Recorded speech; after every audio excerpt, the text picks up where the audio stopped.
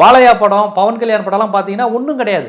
ஒரு அதிகார வர்க்கத்தை தூக்கி பிடிக்கிற மாதிரி, போலீஸ்காரன், மிலிட்ரி மேன், யாரு தெரியுமா, அதாவது உங்களுக்கு அதிகார வர்க்கத்தை நியாயப்படுத்தி தான் அவங்க படம். ஹீரோயிச படங்களே அப்படி தான். என்கவுண்டரை நியாயப்படுத்துறது, இல்லீகலாக கொலை செய்கிறத நியாயப்படுத்துறது, ஹீரோ என்ன செஞ்சாலும் சரிங்கிறது.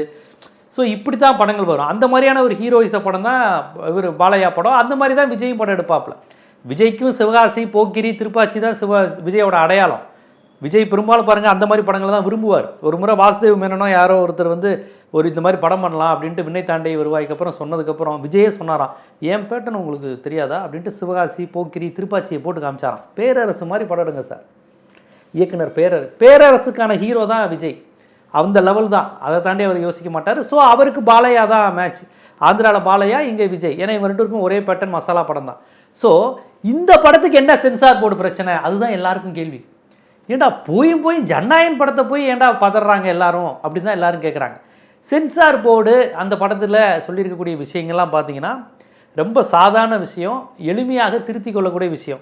ஓஎம்னு வருது, அது ஓம்னு வருது, மத உணர்வை புண்படுத்துதுங்கிற மாதிரி சொல்கிறாங்க. எனக்கு அது புரியவே இல்லை. ஓஎம்ங்கிறத எப்படி ஓம்னு இவங்களா புரிஞ்சுக்கிட்டாங்க. ஓஎம் ஆங்கிலத்தில், தமிழில் ஓம், அதை இவங்க எப்படி புரிஞ்சுக்கிட்டாங்கன்னு தெரியல. அப்படியே இருந்தாலும் அதெல்லாம் மியூட் பண்ணிட்டு போகலாம், அது ஒன்றும் பெரிய விஷயம் கிடையாது. ஓஎம் அப்போ மத உணர்வை புண்படுத்திட்டாங்கன்னு இவங்க கண்டுபிடிச்சி சொல்கிற மாதிரி அந்த படத்தில் எதுவும் இருக்கிற மாதிரி தெரியல.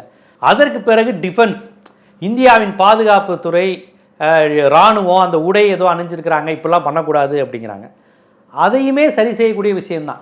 ஸோ இந்த மாதிரியான விஷயங்களை வச்சு இந்த படம் வந்து ஒரு பாஜகவுக்கு எதிரான படம், பாஜகவை டிஸ்டர்ப் பண்ணுற படம், இந்துத்துவாவுக்கு எதிரான படங்கிற மாதிரிலாம் பலர் பேசுகிறது தான் எனக்கு நகைப்புக்குரியதாக இருக்குது. இதில் எங்கே இந்துத்துவ எதிர்ப்பு இருக்குது, எங்கே பாஜக எதிர்ப்பு இருக்குது, எங்கே டெல்லி எதிர்ப்பு இருக்குது? விஜய் அரசியல்லையே அதை செய்ய மாட்டார், சினிமாவில் செய்யவே மாட்டார். அவருடைய எந்த படத்துலையுமே வந்து அப்படி ஒரு காட்சிகள்லாம் கிடையாது. டூயட்டு, டான்ஸு, அடிதடி, அடாவடி, பஞ்சு டைலாக்கு, யார் தெரியும்ல, அப்படி போல தான் விஜய் படம். இதில் வந்து இவர் எங்கே அதிகார வர்க்கத்தை நோக்கி, ஆதிக்க வர்க்கத்தை நோக்கி இவர் வசனங்கள் வைக்கிறது, கேள்விகள் கேட்குற மாதிரி காட்சிகள் வருவதற்கான வாய்ப்புகள் ரொம்ப ரொம்ப குறைவுங்கிறத விட இல்லவே இல்லை தான்.